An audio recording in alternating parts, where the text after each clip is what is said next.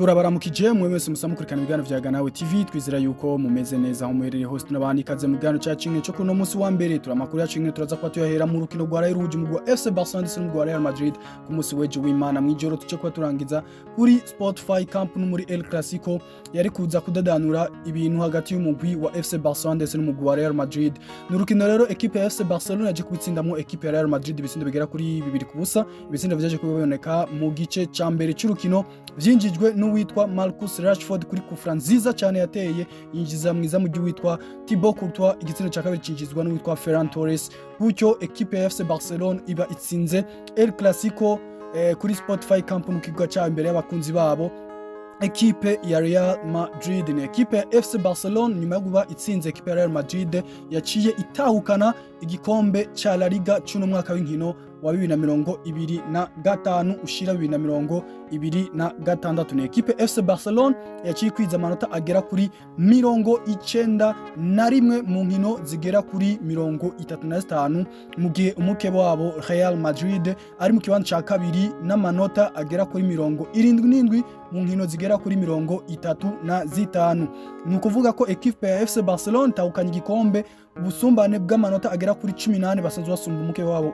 Real Madrid mu gihe hari hasigaye inkino zigera kuri 3 nazo zikaba zirimo amanota agera kuri 9 vyumvikana ko ariyo mpamvu equipe ya FC Barcelone yamaze kubitahukana igikombe cha La Liga. N'urukino rero uwitwa Dietans Freak yaje kuba akina yaje kuba amenyeshwa yuko umuvyeyi wiwe se wiwe yaje kuba apfa atakiri kuri nosi y'abazima ni witwa Dietans Freak no mumenyereza wo mu FC Barcelone nyuma yo kuba yumvise ino nkuru itari nziza yaje kuyimushikira ariko yaje kuba amenyesha umugwi wa FC Barcelone ndetse n'abakinyi yuko atagiye kuba abasiga bonyene agiye kuba yifatanya nabo aza kuba ari kumwe nabo mu rukino bafitanye n'umugwi wa Real Madrid imbere yuko yerekeza mu Budage agiye kuraba famille yiwe nyuma yo kuba abuze umuvyeyi wiwe. Ni urukundo rero rudasanzwe witwa Dietans Freak abandanya kwerekana kuruno mugwi wa FC Barcelone nyuma kandi yo gutsinda no mugwi wa Real Madrid ni equipe FC Barcelone yaciye kwiza intsinzi zigera ku 106 bazinganije n'umugwi wa Real Madrid na nyine warufisi intsinzi zigera ku 106 bakabanganije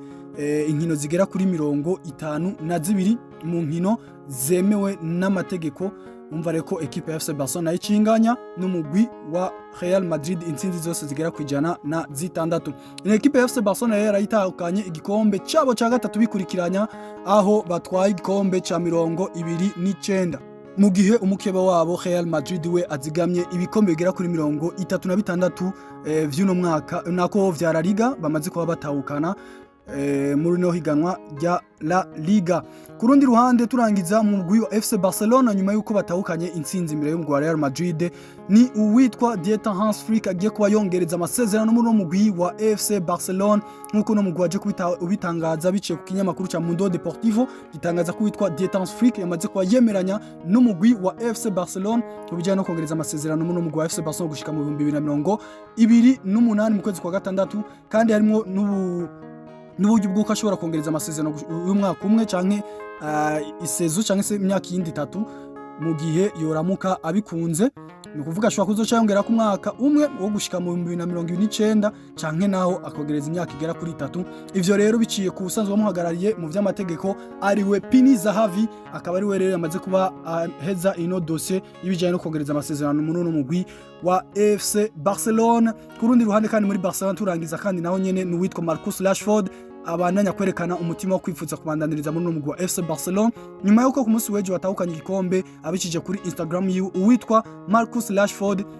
amenyesha yuko ari vyo yokoze yogumye mu mugwi wa FC Barcelone yifuza kubandaniriza kinira umugwi wa FC Barcelone ko yifuza kubandaniriza ahatwarira n'ibikombe nuko tukaraye ku mugwi wa FC Barcelone uzokomera kuba utanga miliyoni 30 zikoze yasabwa n'umugwi wa Manchester United kugira ngo ashobore kuba barekura umusore w'umwongereza narijya we ku ruhande rwa Marcus Rashford yiteguye no kuba yugabanya umushahara kugira ngo ashobore kubandanya akinira umugwi wa FC Barcelone. Muri Real Madrid amakuru ari karavugwa nuko tubikesha kinyamakuru The Athletic gitumenyesha ko umugwi wa Real Madrid ugiye kuba udandaza bamwe mu bakinyi babo kugira ngo ashobore kwinjiza abandi narijya uwitwa Nico Paz agiye kuba agaruka avuye mu mugwi wa Como ku miliyoni zigera kuri 15 tubutse ko uwitwa na Endrick Felipe Moreira nawe nyine agiye kuba agaruka ava mu ntizanya ava mu mugwi wa Olympique Lyonnais nkuko rero tubikesha kino kinyamakuru ca The Athletic kitumenyesha yuko uwitwa Aurelien Tchouameni, Eduardo Camavinga, uwitwa Dani Ceballos, abo bose equipe ya Real Madrid izobaha uruhusha wo kuba bosohoka bakava muri no mugwi wa Real Madrid. Nyuma yuko umunsi wejo waje kubatsindwa naho kandi uno munsi hakozwe inama yatumijwe ko n'uwitwa Florentino Perez n'abasanzwe barongoye mu Real Madrid kugira ngo bicare ku kibazo cy'uno mugwi na cyane ku kibazo cy'umumenyereza bagiye kuba bazana kumenyereza uno mugwi wa Real Madrid mu sezo iza mu mwaka w'inkino wa 2026 ushira 2027. Kwisonga haraza uwitwa José Mourinho do Special One, niwe ariko aravugwa cyane ko nkawe ariko aragaragara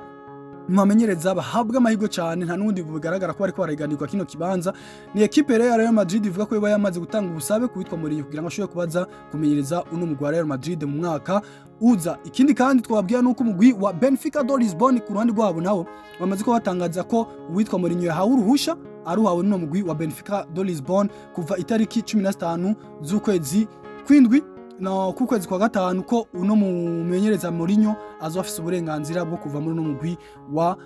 Benfica do Lisbon. Equipe ya Real Madrid rero kuzotanga imiliyoni zigera kuri 6 kugira ngo uwitwa Mourinho ave mu mugwi wa Benfica yerekeza mu mugwi wa Real Madrid, nkuko twikesha ikinyamakuru ca Diario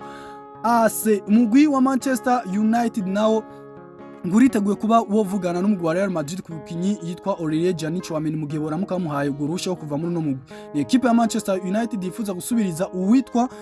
Carlos Casemiro agiye kubava muri no mugwi wa Manchester United. Ni equipe ya Man U ubona ko yifuza cyane uwitwa Aurelien Tchouameni. Twavuga ko ari deal nziza wabakoze, ariko no kurinda twarabiyo biherera kuko ngo tubikeshe kinyamakuru ca The Athletic naco kivuga ko uwitwa Aurelien Tchouameni ashobora kuva muri no mugwi wa Real Madrid agasohoka.